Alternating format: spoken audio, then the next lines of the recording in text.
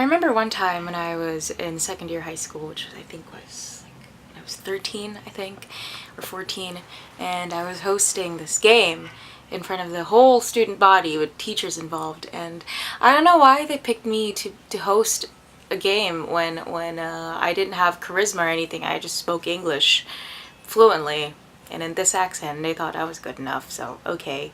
And despite me being awkward, I still hosted it. I didn't know what to say in between like dead airs. So I said, when the players won that game that I was hosting, I said, "Yay, happiness." So the game was over, up to the next host. So that was that, and then everyone stared at me after that. And I was like, what's going on? I mean, one of my friends asked me, "Sned, you said happiness, right?" And I said, "Yeah. What else did I say?" So, and then I looked at my other friends who were trying to decipher what I said. They thought I said penis. Okay, the microphone cut for some reason in the first two syllables of happiness, and they heard that I said penis. So, that was that. And then there was this other time when I was a freshman in college, which wasn't really long ago, but I went into the bathroom. This was the first day, and it was empty, and it was a really, really nice bathroom, and I thought, wow, the facilities in this university, they're pretty great. And then the janitor walked in, and she was pretty surprised.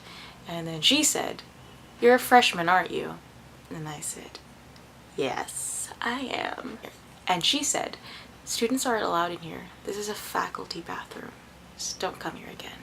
And so the next day, and ever since, they didn't take it off, there was a sign in those doors, in the bathroom doors that I went into, "Faculty comfort room only." I mean, at least I know I had a lasting contribution in the university, right?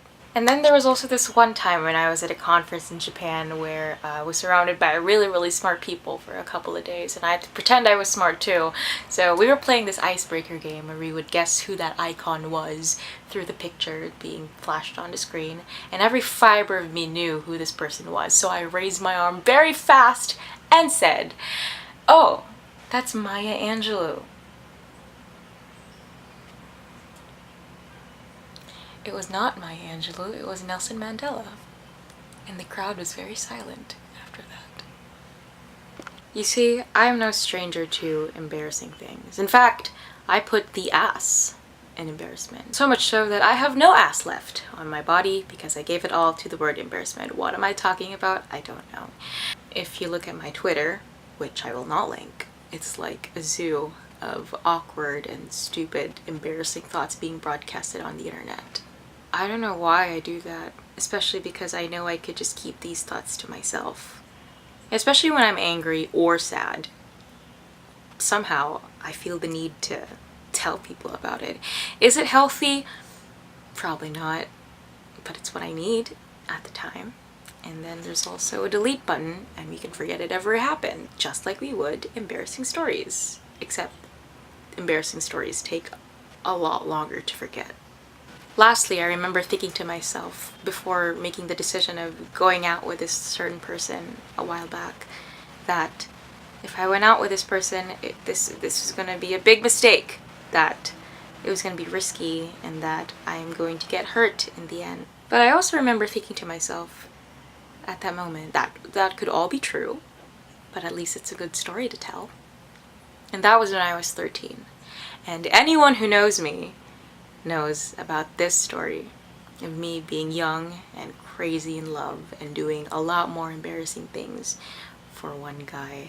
But it was also a story about growth and maturity and learning from your mistakes. Nonetheless embarrassing too, but we all laugh at it now. I laugh at it now, my friends laugh at it now, and even the guy who I was out with, we laugh at it now. So it was a good story to tell. So now,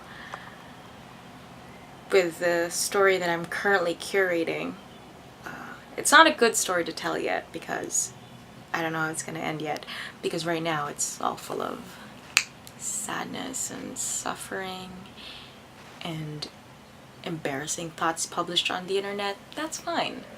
That's fine, because one day I know the story will be over And I'm just gonna be laughing about it in the future. Not now, but eventually. And it's gonna be a good story to tell. So it's okay. It's okay. It's okay.